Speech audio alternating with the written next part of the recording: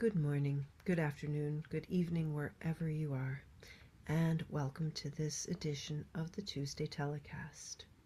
First of all, those of you who have subscribed, I'd love to thank you because I am grateful for you, and big love from me because what we're doing here is sharing this channel to give more people a reason to be able to hear stories of being lifted up, of lifting ourselves up, of taking responsibility for ourselves, for our very best lives. Not a scary thing, not as scary as how life is out there, right? We can change our story. So, what is your story today? You can let me know in the chat. And I'm just going to talk about, at the moment, stories that I have seen around and how they get changed. So, we have stories that we hear on the news. If you are in any country that is in a state of war or of an armed sort, or of a trade war, or if you're in a country in which the government does not seem to be listening to you, or you believe that the government is listening and your neighbors don't think so, and there are stories. And we're on social media, and stories are rampant here. Now, some of them are the truth, right? Right? But here's the thing, truth is only as true as your belief. The moment you don't believe something, and this includes when you have never come across a certain idea, you're not going to believe it, so it's not the truth. And let's just say that somebody has been saying something that has nothing to do with you, and you interpreted it as being about you or pertinent to you, or they just didn't care and they outright lied. Now, I don't believe that people do things in order to hurt. I believe that people do things in order to serve, or to not lose something they have, and that may be integrity, that might be love, that might be safety, might be a job, it might be a pain-free lifestyle, it may be company, it may be energy, it could be anything at all. It could be your children. So we get these ideas, and first of all, step back and ask yourself, does this really affect me? And I'm going to apologize right now because I want to tell you that I can't talk really and do the comments at the same time. When I have a guest, sometimes I can, while they're talking, I can do that, but I'm going to start doing nonsense if I'm looking at the comments and trying to post them while I'm talking. However, I can get to them afterwards, and it really, you guys can have a vital conversation among yourselves with me. So that's kind of the nature of this, and plus so many of you are on Team Replay anyway, and I still would love to hear your comments. So back to this idea of the stories. We start to hear part of a story and we're just not hearing the whole thing, right? Because let's face it, we're not there. We are not there, wherever it is. It may be a story about a friend. We're not there. We don't know the other side of the story. We don't. And we want to support those that we love. With all the information that we have, we know the best intentions of those we love, right? And someone else might not. And this is crucially important. Because some of us, and all of us, each of us at some point has acted out of pain, out of fear. We have reacted, and that's an action. It's not just being, it's an action, and every action has a consequence. So then somebody else gets offended, or somebody else gets the idea that we are some way that we perhaps aren't normally. And so many of us know that reactions are really something that is going to have a consequence, and that doesn't serve us and our best greater good.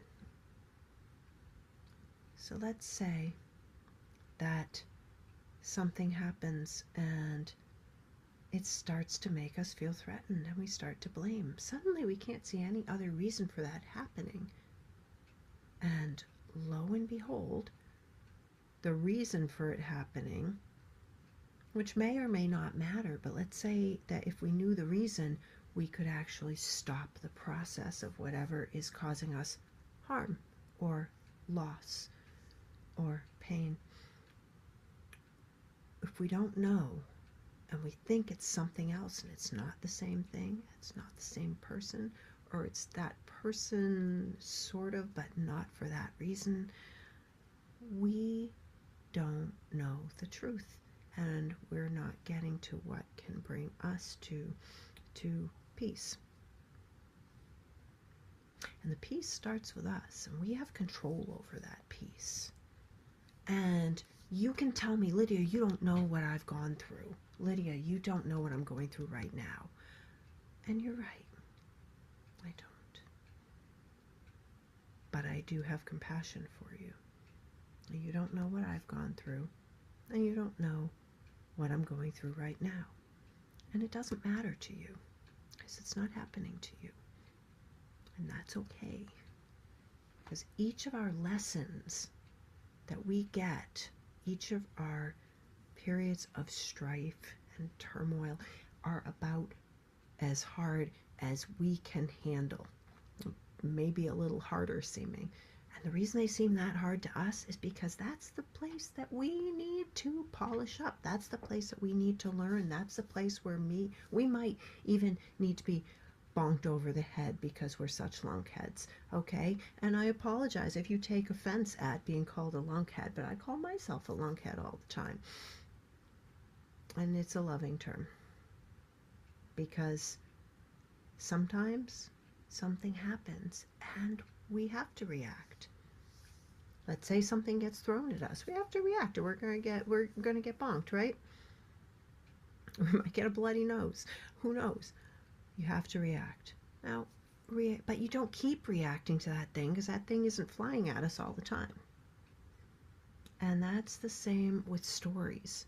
They aren't flying at us all the time. And in fact, the story that we're part of, and the story in our head, is actually dynamic and changing all the time.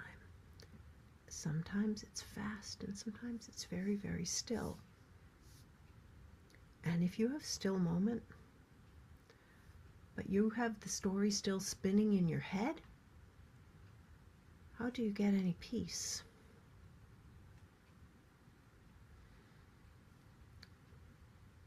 So this is really a discussion of how we can actually find a place of peace every day. Are you going to be peaceful all the time? Are you always going to be happy? No. In fact, pursuing happiness is ridiculous. If you're pursuing a happy moment, then that's fantastic. But being content and peaceful on our journey is where we are going to have the most satisfying life. If you're happy all the time, you're going to start to not be happy. If you're grumpy all the time, at some point you're going to be less grumpy. That's not where it's at. Those are temporary situations. And they're bright and they're shiny and they're bursting. But when we were born, we had no seeming control over what was happening. And we responded. If something hurt, we were happy. We were not happy. But really, we were just reacting. But we weren't just reacting. We were taking it all in. And the way that we take it all in when we're very, very small and just born is we take it all and we react with our whole bodies. Because we're getting the ropes. We're learning what it's about. One of the first things we do is learn how to smile. And the other first thing we learn how to do is learn how to cry. Because both of those things give us a positive response, actually being held by our humans. And that's about it. You don't get all this happiness and sadness and depression until later, when we start taking in all the stories of the world. The stories have been going around for a long, long, long time. Those stories have been going around since before the ancient Greeks and Romans, since before ancient China, since before the Fertile Crescent, since before any place in the world was telling the stories that we are hearing now. There were stories.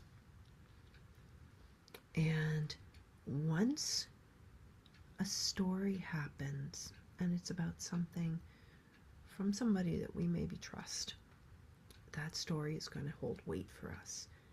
And when it has weight and it's going forward, it's going to have momentum. We now have over 8 billion people on the planet, and some of us aren't creating the stories with the momentum, right? But we sure poke them forward because we hear them, and someone is maybe more informed than we are. It's our nature to connect. And some entities are big and connected and put forth stories, and those stories can go for decades. Can you tell me about a story that's been going for decades? I can tell you one. Work hard and you'll have a good life.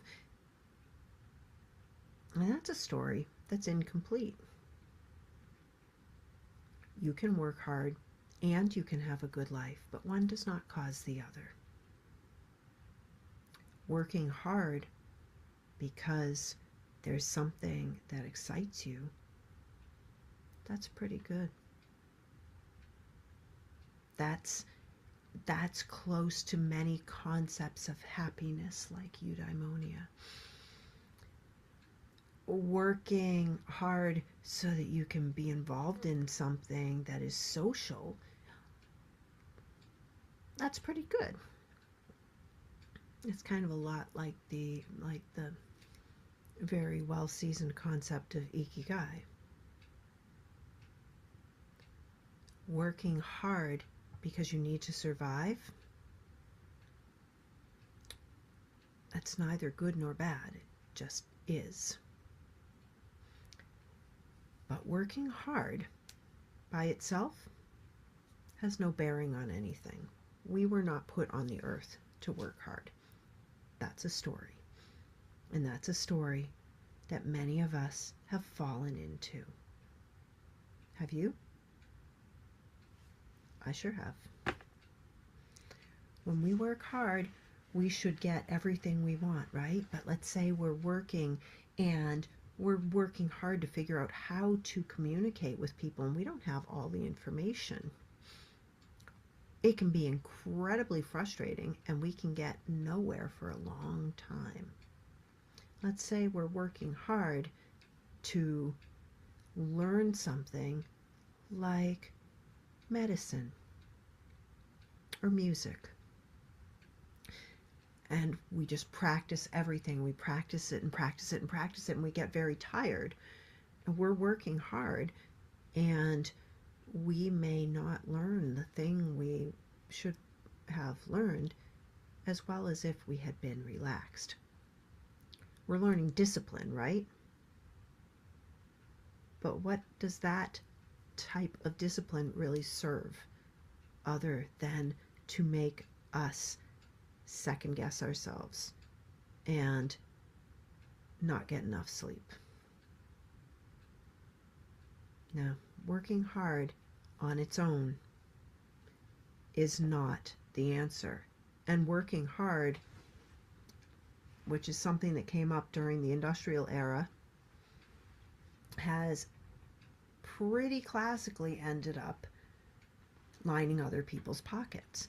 No, I'm not saying this is universal, and I'm not saying that that wasn't a brilliant idea on somebody's part, but is it good for you? Because we are all attached to one another energetically. If you've watched this at all, you know that I believe that.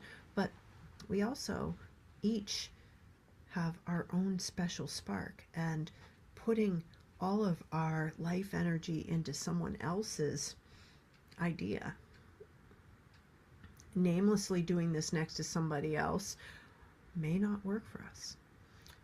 Or it may be exactly what we want because we really like the social scene at the place that we work. And we don't want to create, we just want to talk and be in a flow and then go home and not worry about it. That might be perfect for you. We're not the same. What is your special spark? And not what is the story that your mom or dad told you is your special spark. And not having to do something just because you're good at that. Because yeah, if you're good at it, it'll be easier, but maybe you are more curious, and maybe you're also pretty good at this other thing. Maybe I don't know why you wouldn't want to do the thing you're good at, or why you would. And maybe it's just expected because it's the family business. That's not you. What's wrong with tradition? Nothing is wrong with tradition, because honoring our ancestors and honoring our people is part of life, because what we do is we connect with one another. And we learn love, we learn compassion. If we start saying, I don't know what they're doing and I'm not feeling well, so I think we're going to blame it on them, then we can get waylaid for a while. But eventually, if you're around blaming everybody else, you're going to learn it in your life. If you don't learn it in this life, you're going to go to the grave unhappy and not contented because it never quite fit.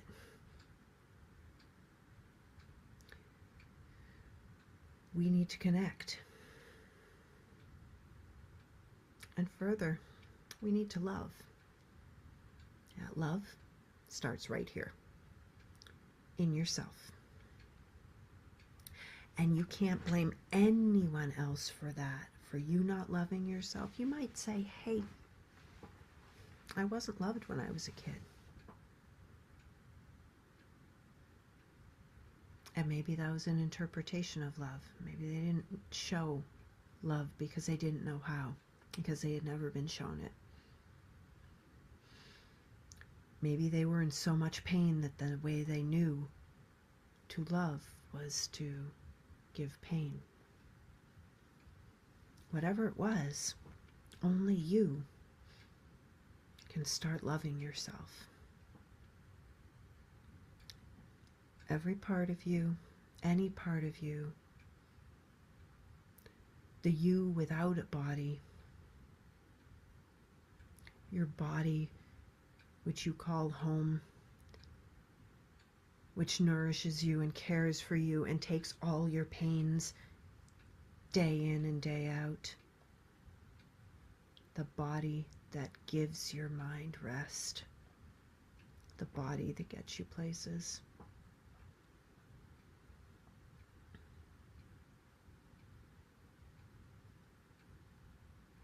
Do you have gratitude for that body? Do you have gratitude for that life spark that is you?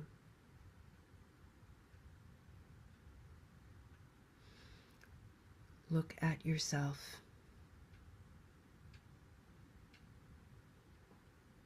I love you. Tell yourself the same thing. I love you.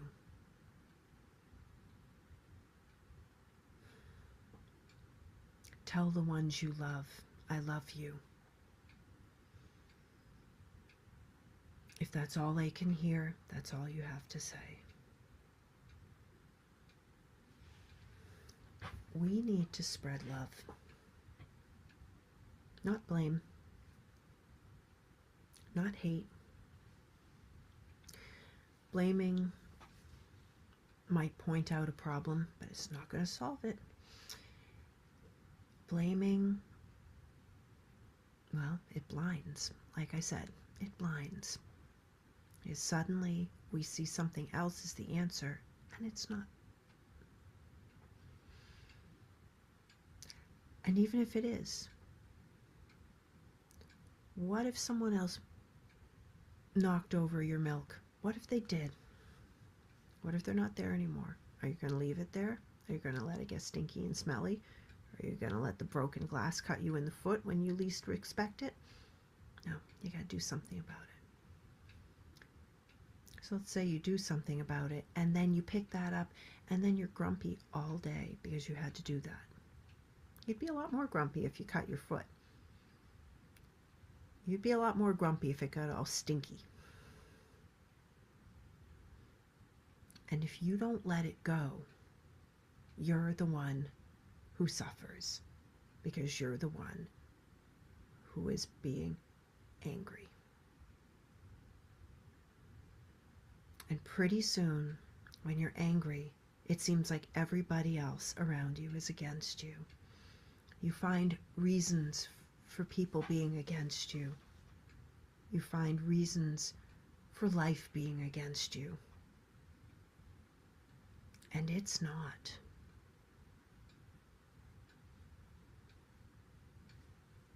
And to be honest, fewer people really care about what you're doing than you think. It's all about you.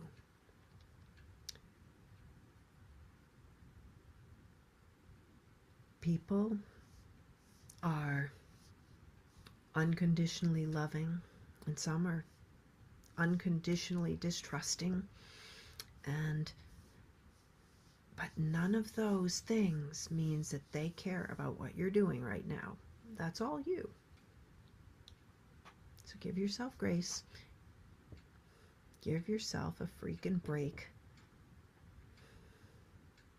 And turn it around and love yourself.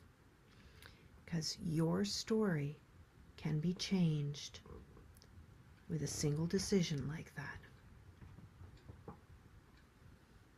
Can you think of a time when you really found something extremely distasteful and the situation was just not good, and somehow it faded away and you forgot about it, and it seemed to get better, even though it was still happening? And then when you were no longer in that state of blame and blindness and you just worry, and I'm not blaming anybody for doing this. This just happens. This happens. You are actually taking a step back and seeing that you actually had a part in that just by reacting to it. You may not know who caused the thing, and you thought you did. You may find out that they couldn't have caused the thing because they were across the country. You just don't know. And you know what? You don't need to know. We don't need to know. I have a friend who might be in the audience. Her name is Janice Campbell, and she likes to call the brain the high-paid assistant, because it helps us to sense the things that we might need to panic about, and it gets us, it stores information, and it's very much keeping track of the things, but the actual decisions that we make that make the most difference in our lives, to our souls, to our purpose, to our family, to our love, to ourselves, are our heart and our soul and our gut, those feelings of intuition. Open up to your intuition right now. It's February 2025. Don't ignore your intuition. Don't trust your blame. And make sure that you love yourself.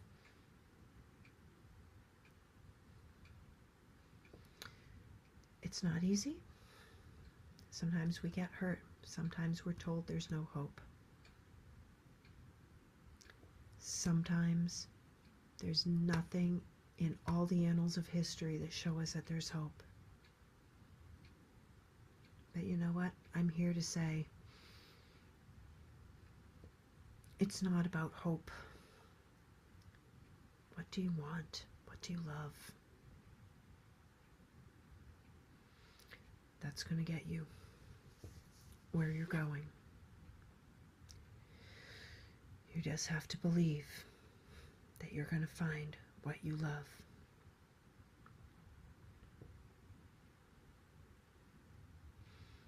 You've got this. Thank you all for being here. If you like this show, I would love it if you would hit like, and whatever platform you're on, I hope that you leave me messages in the notes, and I hope that you can put hashtag Team Replay if you are here after the fact. I appreciate you, and if you're on YouTube, I would greatly appreciate it if you would hit the subscribe button, because it helps the channel to go further, and I bring on amazing guests who have stories and think right out loud on the spot about what it was that brought them to the place that they are, either of surviving or building their business or changing their course in life or getting past a big trauma or serving others. They're telling you about it, and they're thinking right there, and they're telling you what it was that worked for them, and maybe one of them is going to inspire you, because you got this, and the world needs you. You are the only spark of your type. You are the soul that you are. Because of that, I love you. And yes, I love me. So all of you guys, thank you. Hit like, push the subscribe button, and I'll see you next week. Ciao.